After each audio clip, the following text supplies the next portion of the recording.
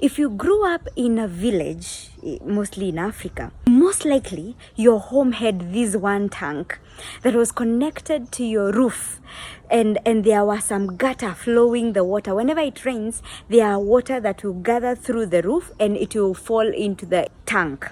We used to take this water very well. In fact, we thought it tasted the best because it's rainwater.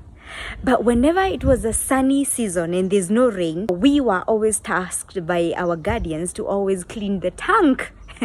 If you are among the people who used to clean that tank, you knew how the bottom of that tank used to be. There were crazy things on that bottom of the tank. It was slippery, it had a lot of dirt, and you even wonder, guy, did we take all this water until here?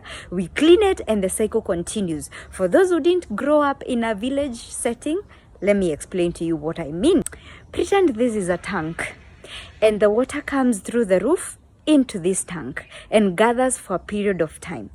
Now, what do you expect you will find when the water is done? There will be some dust, fine dust that was on the roof that gathered together, was dropped in by the water into the tank. So, what does this has to do with all this, Helen?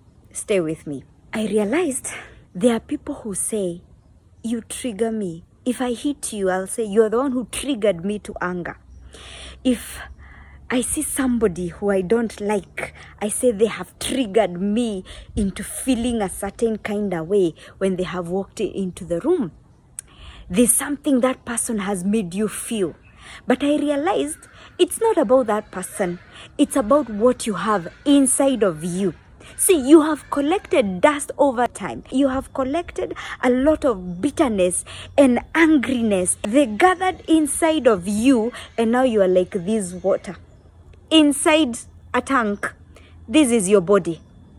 So the person is not the one causing you to have that feeling. What this person does is that he activates that feeling in your body, in your heart. You already have it. So when that person passes by, that is what they do to you. So when that person says, hi Helen, that is what they do to you. They don't give you anger. No, the anger is already inside of you. It is inside of you. You're just looking for the right person to just trigger it. And most of the time, it's not even that person who made you anger. It's something that will remind you. Or even you have a new person and you're thinking this person is just like the other person. It's nothing wrong with the people you have in your life. The problem is you. You are the one who has no unforgiveness in your heart. So it just needs the right kind of shaking for you to remind you that you actually never forgave them, because it is inside of you. So many of us are walking like this. You're walking like this.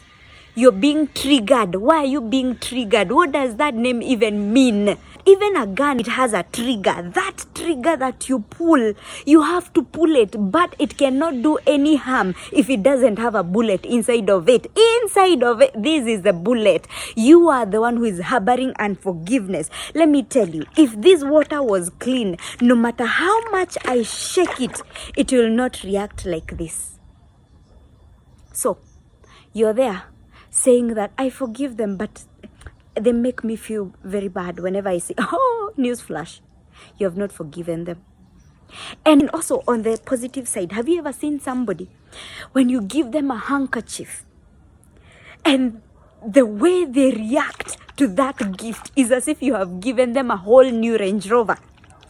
It's because they just needed the right kind of shaking. They have gratefulness in their heart.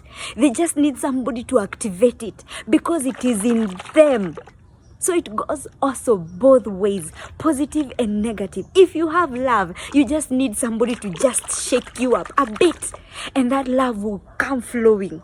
If most of the things in your life, they're just triggering you on the negative side, please check yourself. Go empty yourself. Go empty that water that is inside of you, because you cannot help it. That is the reaction that you will always have.